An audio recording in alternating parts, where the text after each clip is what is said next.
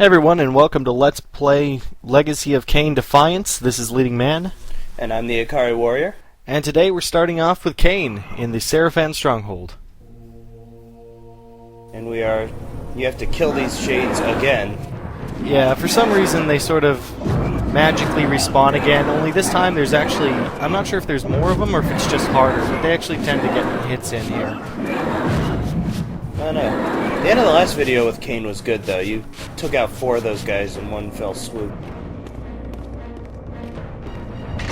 This artifact seemed as though it was made for that unusual lock. Now the door could be opened. Yeah, thankfully that's really easy to do since they sort of just clump up. The Falcon insignia, which was as tall as I was, might fit in that door that is also had a lock, as big as I am. And I'm sure it will fit in my pocket as well.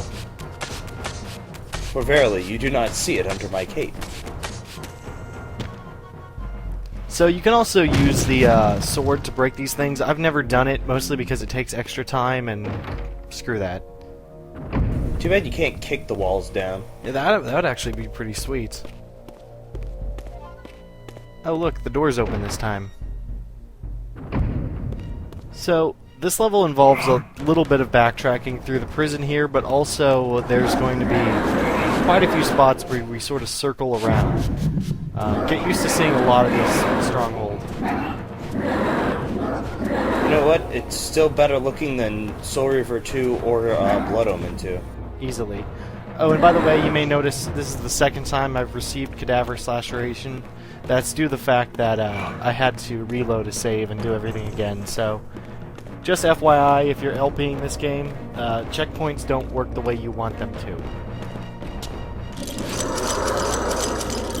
What do you mean by that? Like, well, unfortunately, unlike all the other Blood Omen games or Soul Reaver games, the checkpoints here, like, they don't start you off at the beginning of a chapter. So if you... Oh, by the way, this is a TK rune. So what I mean is if you end up trying to use a checkpoint to bring you somewhere, you may start in the middle of a chapter and not have some of it recorded.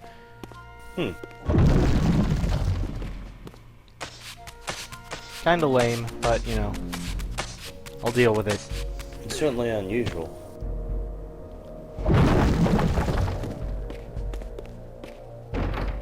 Kain is really just ripping a hole through this place. No kidding.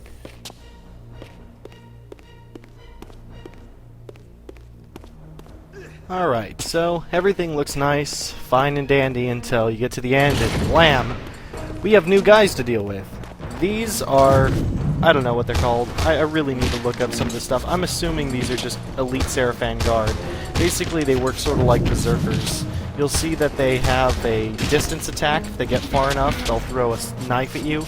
And then they do this little red, crazy beat-em-up crap, and it's really hard to dodge. And if you're not paying attention, you can just get reamed. Like I'm that. getting right here. Good lord.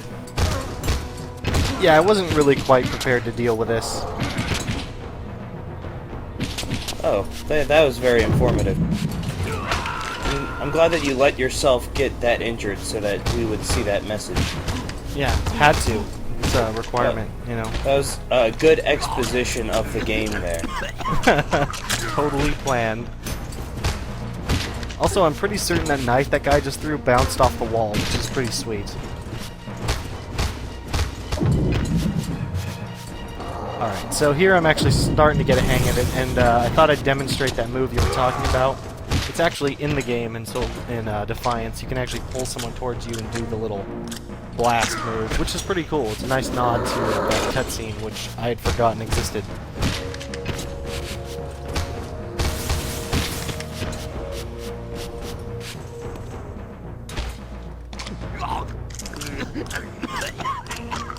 Alright, so we move further and never let that happen again. I'm skeptical.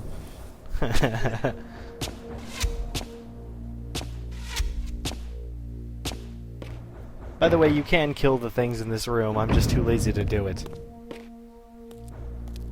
Yeah, it's much more interesting to not watch you Malik, break things. the great Sarafan warrior.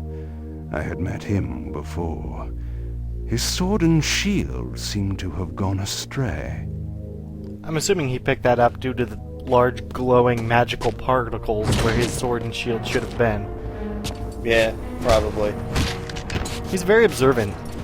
That's one thing I don't miss, or one thing that I wish was absent from this game. In Soul Reaver 2, it started with Soul Reaver 2 and has been going on ever since, is that needless exposition. Oh yeah, no kidding. That retarded desire to explain in-game puzzles using in-game language. I mean, the fact that, you know, I mean, come on, let us figure it out. Yeah. Oh, and we get some more of these guys, just because that clearly wasn't hard enough.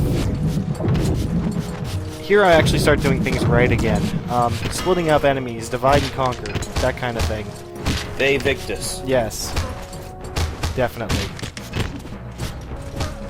See, much better this time. Okay, well, you've proven my skepticism wrong for now. Give it time. I'm sure there'll be some spot here where I just do something retarded.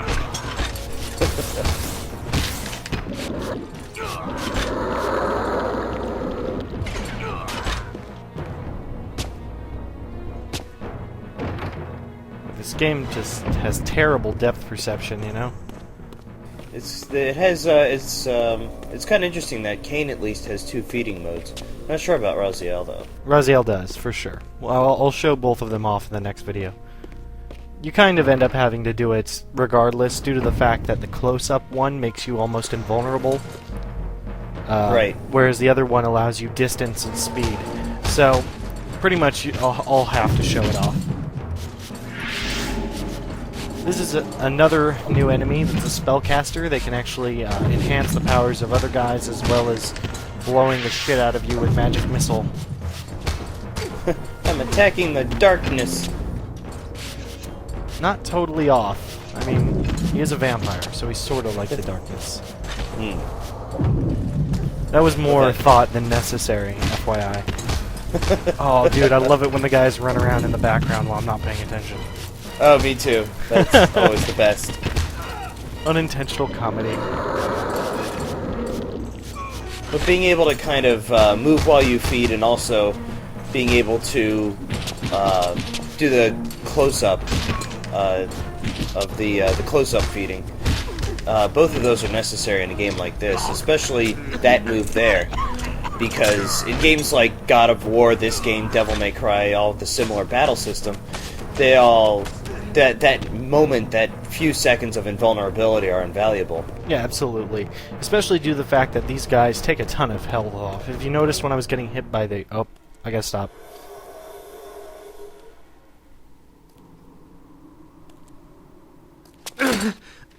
Tell me, where can I find your master? Quickly, Mobius is... in the tower. Good. That sounded an awful lot like Raziel. I'm sure it Might have was, but that's just, you know, clearly he doesn't have the range he needs. I mean, Michael Bell did his own voice for, did the voice for the people that were chasing him in Soul Reaver 2, so... That's true. So did Simon Templeman in Blood Omen 1. There you go. I'm pretty certain he's not only Kain, but the guy who kills Kain, which is interesting. Seems to be a theme with this series. Yeah, I was just thinking that. I don't know, I decided not to say it, but... Yeah, funny how both of the thoughts went the same place. Just love how that guy just goes sprinting by us on fire.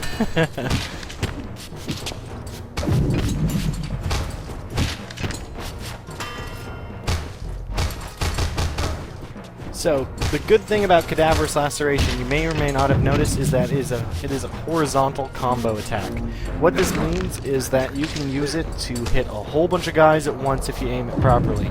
This is kind of the major difference between Raziel and Kain. Kain's abilities let him juggle a ton of guys all at once, whereas Raziel, unfortunately, he gets a piercing move, which only ends up attacking one. Yeah. That's kind of more the reason why combat is such a bitch with Raziel. Yeah, it's the crowd control is another must of these games. God, I love that. I think I got everybody on fire with that one little hit. Seems to be the case.